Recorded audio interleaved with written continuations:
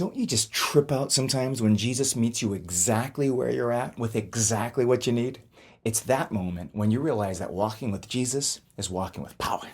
2,000 years ago, 5,000 people witnessed this. And just a couple of months ago, my wife did too. Let me tell you what Jesus did both times.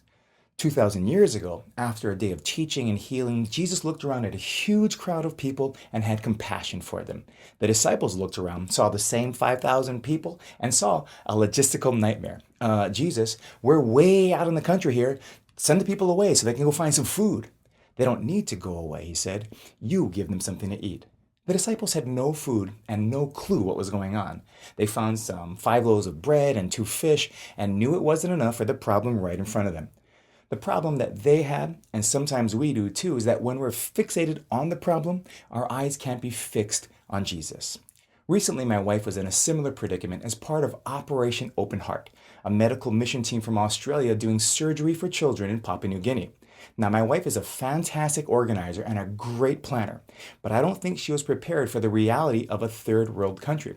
Great doctors and nurses there, just limited resources. No space, no supplies, no food. If the children ate at all in the hospital, it was because someone in their family brought an egg or bread or something to put into a blender and then into their feeding tube.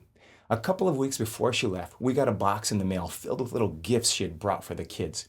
Her vision was of a room full of children after their surgery wearing cool sunglasses and cuddling stuffed animals and munching on tasty gummy candies.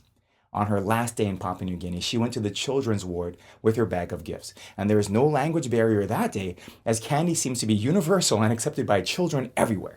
The kids called the candies Lollies, and every one of them began to sit up in their beds as they realized what was happening. Child after child was soon cuddling, munching, and rocking their shiny new sunglasses at my wife as she looked back at each of the beds. As she looked forward, though, she realized that there wasn't going to be enough gifts and lollies for everyone. Her heart pounding and her legs were shaking, she lifted her eyes from the problem and prayed for Jesus to please, please make the gifts last. She got to the end of the line and looked at the smiling, excited little girl and tried to smile back. My wife was crying as she reached into what should have been an empty bag and found instead an answered prayer.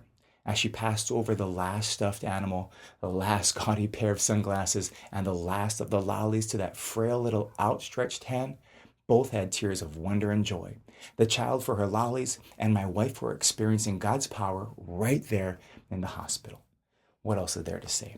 Jesus fed 5,000 that day 2,000 years ago. He brought lollies to children in Papua New Guinea just a couple of months ago. You can trust and believe that He will multiply and provide exactly what you need today.